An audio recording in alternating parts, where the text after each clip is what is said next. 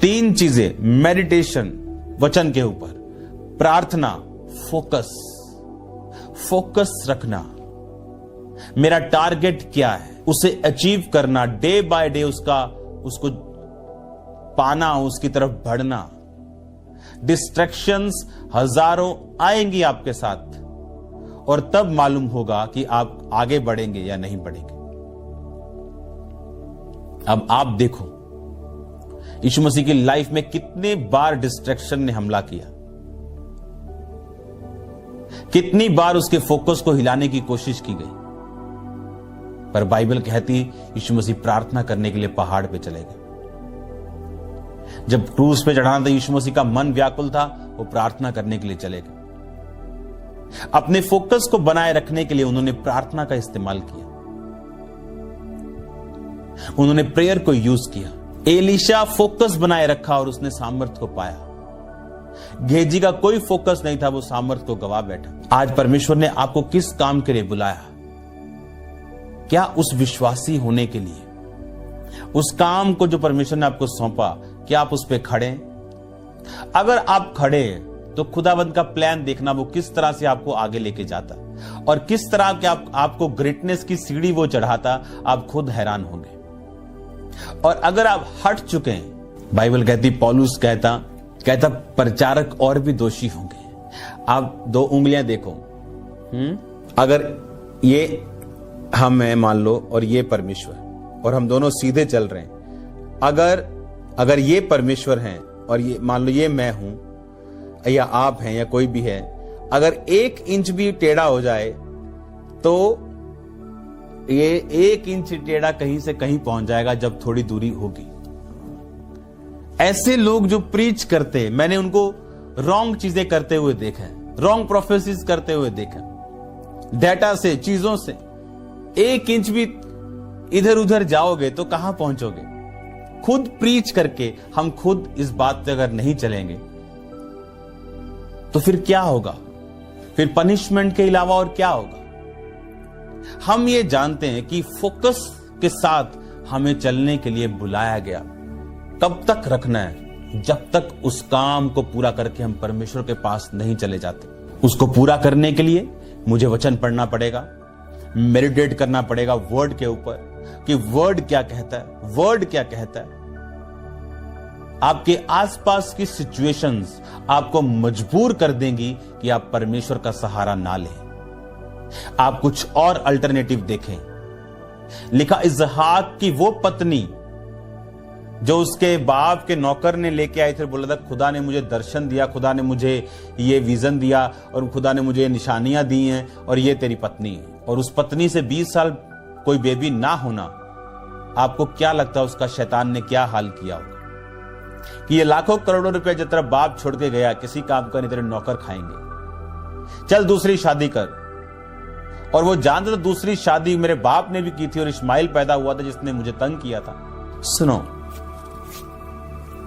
आप आत्मा से पैदा हुए, यीशु मसीह आत्मा से पैदा हुए। यूसुफ उनका शारीरिक बाप था लेकिन वो उस बाप से पैदा नहीं हुए। पवित्र आत्मा उन पे उतरा। बाइबल कहती उनकी माता को स्वर्गदूत ने बोला कि पवित्र आत्मा की सामर्थ तुझ पे आएगी और तू एक बेटा पैदा करेगा। पवित्र आत्मा से वो पैदा हुआ। वो परमेश्वर है, उसे संसारिक बीज की जरूरत नहीं है पैदा करने के लिए। वो बड़ा है, तुम लोगों के छोटे दिमाग में वो नहीं आता। और अब आप देखो, यीशु मसीह के जो दूसरे शारीरिक भाई बहन थे, जो यूसुफ और उसकी माता मरियम के मिलाप से पैदा हुए थे, वो यीशु मसीह के ऊपर बिलीव नहीं करते थे। आज भी जो घर में एक आत्मा से पैदा हुआ व्यक्ति है, जो पवित्र आत्मा से पैदा हो चुका है, उसके बाकी भाई बहन जो शारीरिक हैं, जो शरीर से पैदा हुए, अब उसको सताते हैं। अब इसहाक को मालूम था कि मुझे कोई शरीर बीच में नहीं घुसाना है, मुझे फोकस रखना है। ये लेट हो सकता है but God's time is the best time. और बाइबल कहती वर्ड ने उसकी हेल्प की, प्रेयर ने उसकी हेल्प की। एब्सोल्यूट ट्रस्ट रख के उसने एक ही पत्नी के साथ अपनी लाइफ को बिताया और राइट टाइम के ऊपर परमेश्वर ने उसके गर्भ को, उसकी पत्नी के गर्भ को खोला और उसे ब्लेस किया। अपने फोकस को हिलने मत दो। आपका हेवनली बाप आपके लिए बड़ी योजनाएं बना के बैठा है। आपका स्वर्गीय बाप आपके लिए बड़े प्लान करके बैठा है, पर उन प्लान्स को वो पूरा नहीं कर सकता जब तक आपकी कोऑपरेशन उसके साथ ना हो, क्योंकि उसके सब प्लान आत्मिक हैं और आत्मिक व्यक्ति ही उन योजनाओं को अपनी जिंदगी में पूरा कर सकते हैं। एब्सोल्यूट ट्रस्ट, खुदावंद के ऊपर पूरा भरोसा, प्रार्थनाओं के साथ, मेडिटेशन के साथ फोकस रखना जो खुदावंद ने आपको करने के लिए बुलाया। अपने हाथों को उठाओ और उस विश्वास को, फोकस को मांगो जो खुदावंद आपको देना चाहता है, और खुदावंद से मांगो परमेश्वर उस फेथ, उस फोकस को मैं ले सकूं जो तेरी मर्जी को पूरा मेरी जिंदगी में करे। फिर से बोलो, खुदावंद मुझे अपने फोकस के साथ भर। आज तेरे एंजल्स खुदावंद, तेरी डिवाइन हुजूरी, तेरी पवित्र आत्मा आज मुझे भरे अपने अनुग्रह के साथ। खुदावंद उस फोकस के साथ जो डिवाइन हो मेरे पिता, मुझे अनुग्रह दे, ताकत दे, इनर स्ट्रेंथ दे मेरे पिता परमेश्वर। तेरा आत्मा मुझे छुए। बोलो ऊंची आवाज में, thank you Jesus, thank you Lord. तेरी हुजूरी इनके घरों में जाए खुदावंद, अजीब और अचंभिरीति के साथ कार्य करे खुदावंद। याद रखो फोकस, ऊंची आवाज में बोलो फोकस। अपने पड़ोसी को बोलो फोकस, बोलो इसे हिलने नहीं देना। इमेजिन करो अगर नेहेमिया का फोकस हिल जाता। एक हाई वेल रेपुटेटेड जॉब पे था वो, राजा का प्याऊ, मतलब बहुत बड़ी जॉब थी। राजा के प्याऊ जो होते थे उनको बड़ी लग्जरी के साथ रखा जाता था, क्योंकि राजा का लाइफ, उसका जीवन जुड़ा होता था। और बाइबल क्या कहती, उस जॉब को उसने छोड़ा और यरूशलेम की शहरपना, उसके फाटकों को बनाने के लिए वो गया।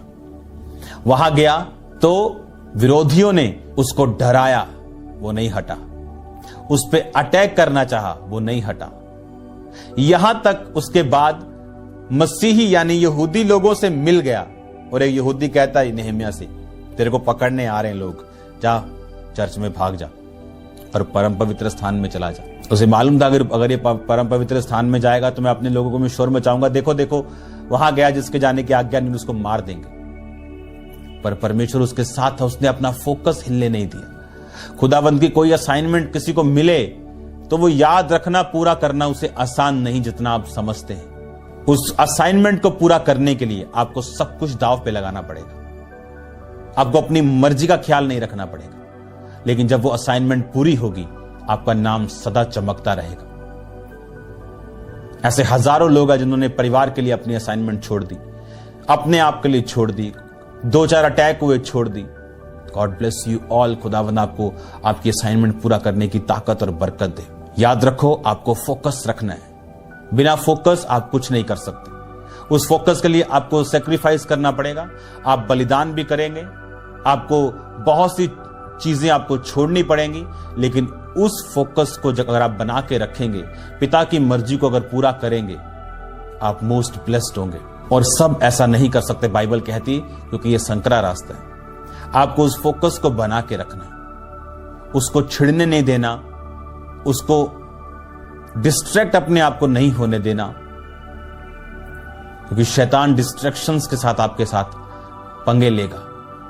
आपको बने रहना, अड़े रहना और खड़े रहना। आपके परिवार का सख्त से सख्त मेंबर भी आप बैप्टिज्म लेता हुआ देखोगे। अपनी लाइफ की बिगेस्ट प्रॉब्लम घुटने टेकता हुआ आप देखोगे। डॉक्टर हार मान गए, बॉडी हार मान गई, लोग हार मान गए, आप उसे झुकता हुआ देखोगे। मैं इस फोकस की बात कर रहा हूं। ये ब्लेस हो जाओगे, मिरेकल हो जाएंगे।